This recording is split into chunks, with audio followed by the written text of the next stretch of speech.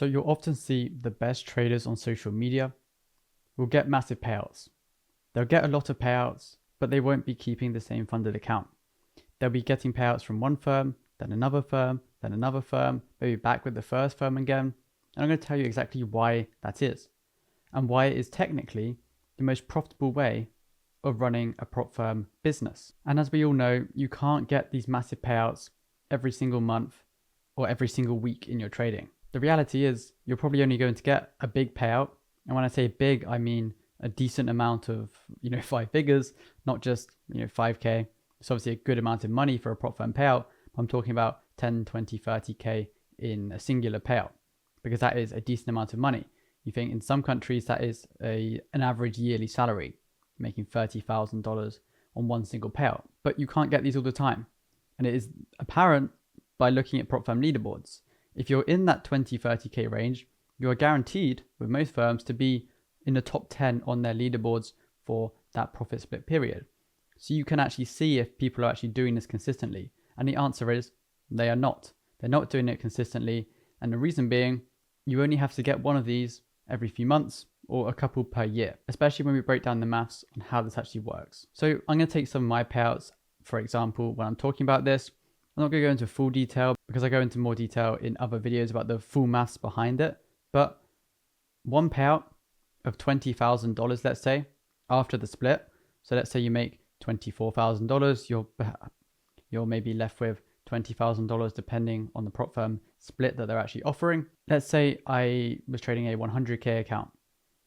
$20,000 payout divided by obviously the $500 per account. This gives you 40 opportunities to fail before you're at break even. So now one single payout of 20K, 20 challenges failed. How long will it take you to fail 20 challenges? Probably quite a long time if that is even possible for you. If you just look back at your stats, your trading performance, are you likely to fail 20 challenges before getting another payout? Probably not. And the traders that are doing this on social media are usually a bit better than the average trader. So they're able to do this consistently, use the profits from one payout to then fund challenges to then get another big payout. The good thing about prop firms is you can keep the account after one payout. So sometimes you'll see someone, like I've done before, you get 3-4 payouts on one singular account. And the way that this is done is by using high risk.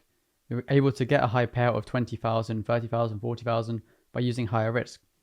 No normal trader is going to make 40, 50% in a 2-week period. That's just not possible.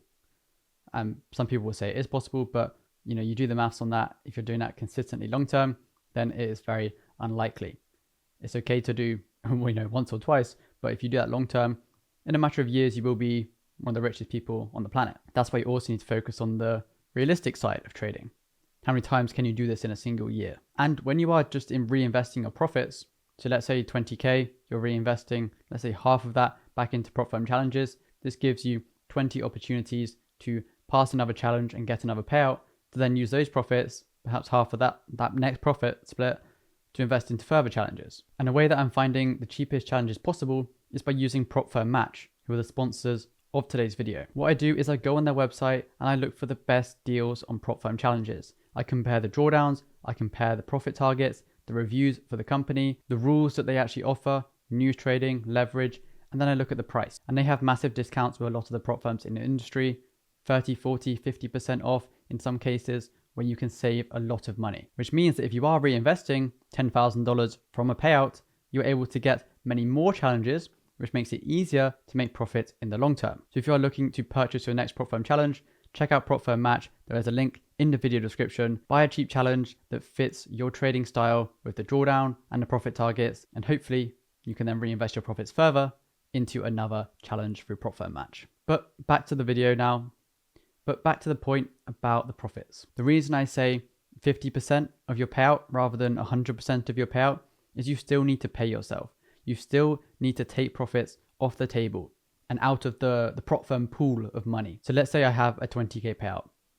I would perhaps allocate 5 to 10K of this to more challenges, because the more you allocate, the more you are likely to lose more challenges. And this is just a simple mindset shift that many people don't know. The more chances you give yourself to fail something, the more likely you are to fail. To put this into a realistic example, let's say you were at school and you had homework due in 4 weeks' time. Are you going to give full focus on that now to try and get it done?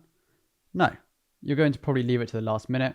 You're going to delay the progress of actually completing the homework. However, if that homework was due in 4 days rather than 4 weeks, you're going to have more urgency. You're going to spend more time on actually getting it done as soon as possible to make sure you meet the deadline.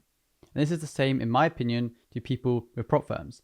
If you give yourself 10 grand to burn on prop firm challenges, you're not going to care about blowing 3, 4, 5 in a row because, oh, I have 10 grand to blow. It doesn't really matter what happens on the 4th challenge or the 5th challenge, as long as I pass before the 10 grand. But no, you want to give yourself a small amount of money that still gives you a chance to get large payouts. I know I'm speaking about 5K, 10K, 20K like it's nothing. And obviously that is a huge amount of money. But if that is something that you are not able to do financially, then you just scale it down. Instead of 100K accounts for my examples, you go down to 50K accounts, 25K accounts, or even 10K accounts that cost less than $100 for a single challenge.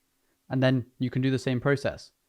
And it will actually make it easier to pass and to risk more because you are trading with a smaller account size. There's less of a psychological effect on your mind having profit targets of $10,000 or $20,000 or $40,000 with the larger prop firm account sizes. It can be a lot easier for the average trader, for the beginner trader to actually pass the challenges. And that is why some people are really, really good on small account sizes, perhaps on their personal account sizes, but then they go to prop firms and they try and scale up massively and it does affect them. That's why trading with a 100K account, in my opinion, is the sweet spot. It's the best challenge size. It's less than 4 figures. You can pick up a good challenge, $200, $300 maybe, sometimes even $400 if you want the better rules and the more reputable firm. But in the past, I have bought challenges for $280, a 100K challenge for $280, which means if I make 1% profit, I'm in profit overall. Even if I don't get my refund, I'm in profit. If I make 5% profit, that's a lot of profit. So by finding good deals, by limiting how much you can actually blow, because that is very important, you don't want to give yourself way too much. And by also understanding your strategy, how much profit can I actually make in a year? Comparing it to your drawdown as well, you need to also think of the downside. If you're making 30% in a year, that is great. You can calculate how much you could potentially make on a prop firm, but also you have the drawdown. If you're making 30%, oh, I want to make 60%, I double my risk. Yeah, but then your drawdown is also going to double. And if you increase your risk, the likelihood of you failing is also doubled. And that's just what happens when you are scaling up. I'm not saying that the average trader should go and buy loads of challenges, risk a lot on each challenge, and then expect to replicate the results of me or other prop firm traders in the industry. That's probably not going to happen. But that is what we do. We risk our capital to purchase challenges, treat it like a business. As long as I get payouts that far exceed the amount I spend on challenges, then I'm happy. I'm profitable as a trader, profitable as a prop firm trader. It's very different from my personal account trading, and that's what you need to do. Separate the two, personal and prop firm. Different accounts, different rules, different styles. High risk, want to be off the demo as soon as possible. Obviously on a prop firm, you don't want to be on the demo, the challenge phases, because you're earning zero. So on a personal account, you can preserve your capital. Any gains you make are going into your pocket. And obviously any losses is coming out of your pocket. Whereas on a prop firm, if I lose 10K, I don't actually lose 10K. I only lose the challenge fee, which is the best thing about it. And many people that don't trade with prop firms, they don't really seem to understand this. I see a lot of people online that are kind of hating on prop firms. They say, oh, you should only trade your personal capital. But imagine being able to spend $300 to pass 2 phases, 15%, 14%, whatever it is, with the prop firm you've actually chosen. And then if I make 10% profit, I make $10,000, risking $200, $300 that I actually spent to purchase the challenge. In my opinion, that is the best return on investment you can possibly get. Better than crypto, better than the index funds, better than property, better than anything really, in my opinion. And if you can trade and you have the systems in place to allocate prop firm capital, to scale prop firm capital, and to invest your profits, you can make a hell of a lot of money in the next few years if the prop firm industry does stay stable, which we hope, and I hope for all of you guys watching the video too. So if you did enjoy, subscribe to the channel, and I'll catch you guys next time.